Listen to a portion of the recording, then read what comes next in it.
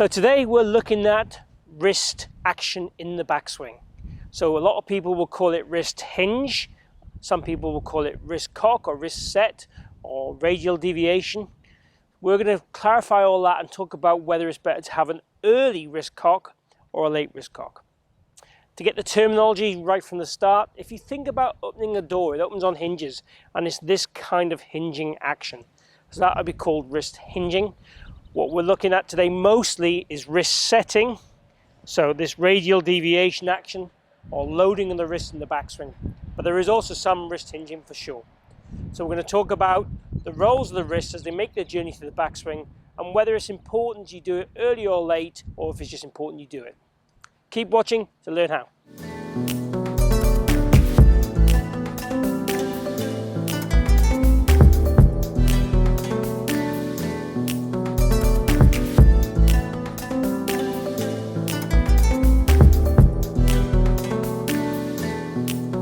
So, quite simply, radial deviation, ulnar deviation, wrist flexion, wrist extension. Those are the fancy terms. We can use whatever terms you want. Quite often when I'm talking to golfers, I talk about thumbs up and thumbs down. So this would be very much kind of, if you're trying to increase your wrist cock, a thumb up kind of backswing to get that move. So as we talked about there in the introduction, we're really looking today at the wrist action from this kind of 3D dimension here, really.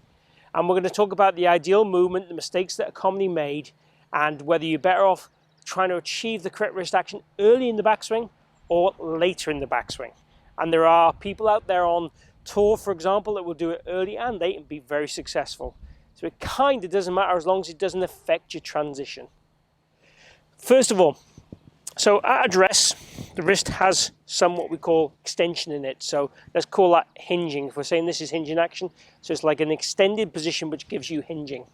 Now during the takeaway, ideally what would happen is there'll be a little bit of radial deviation to a little bit of wrist cocking, this kind of action, but very little hinging. There'll be a tiny bit of hinging, but very little. When I test my wrist using hack motion, it probably only varies by about 1 degree when we're talking about the hinging action. So it's very, very small. The more the wrists hinge, if you think of the action as just this action, the more the club will want to go behind me or rolled inside, which is not desirable. So we're really looking for this angle to stay pretty neutral and let the wrist cock. Now the more the wrist cocks or sets, the more the wrist will want to go into this extension state. So if you like, this kind of hinging. So not this hinging, this hinging. So the more we cock the wrists, it's easier to do it with a wrist that's in an extended state. Now, the modern golfer, if you like, wants to have the wrist in quite a flat state at the top of the backswing. This is not necessarily a modern statement, but there's more modern golfers now that have the wrist in what we call a bowed state at the top. You know, your Dustin Johnsons, your Victor Hovlands, and so on. There's various of them out there.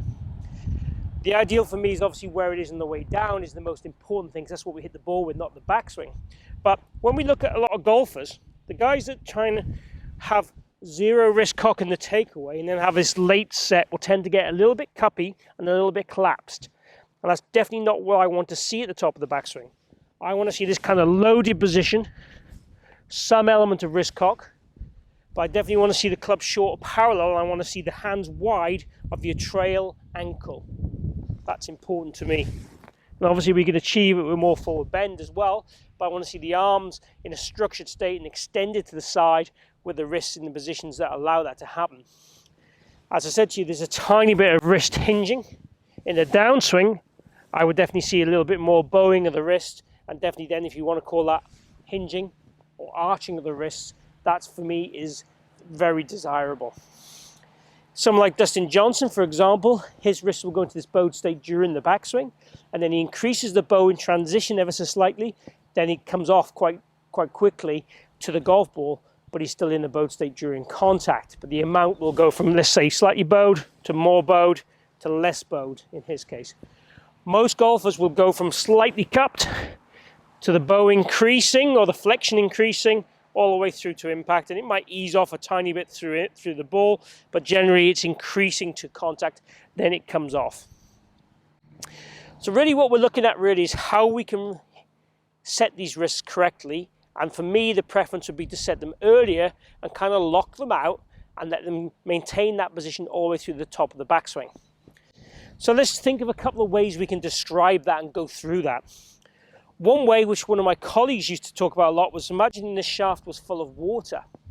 And if you imagine in your takeaway, I'd want you to get the water to come out onto the ground, roughly on this orange rod. Obviously the shaft should point just slightly more towards the ball to target line, but the sand or water would fall out in this kind of direction, outside my foot, and that early in the backswing.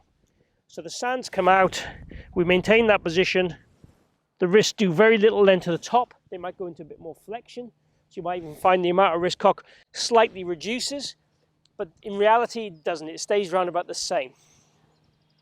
The guys who do this later, as we already said, will tend to go a bit more into a collapsed and bend in the arms at the top of the swing, which I don't like.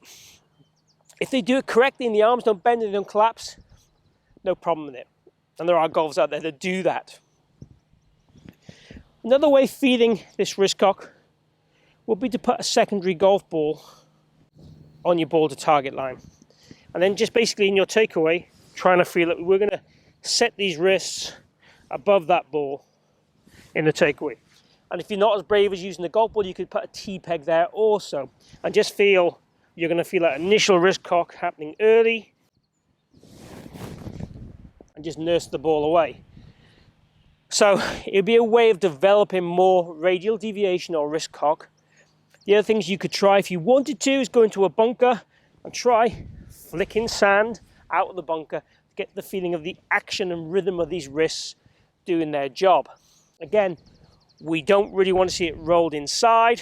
We want to see the wrists loaded up to get that power, and then we'll store that power in the downswing and then release that power through the hitting zone. That's ideally what we're looking for. So this little ball drill helps you get that wrist cock happening earlier. If you're the kind of person that has too excessive wrist cock at the top of the backswing, I wouldn't do this just now. If you're the kind of person that has quite a wooden looking swing, a short swing, this is a great drill for you to do. Or just to feel the wrists having their cock early and then try and feel this locked out. Again, this is a great drill to do for that. So really, this video is all about understanding the wrist actions and when this should happen, and looking at a drill will give you some feels that you can take to the course straight away.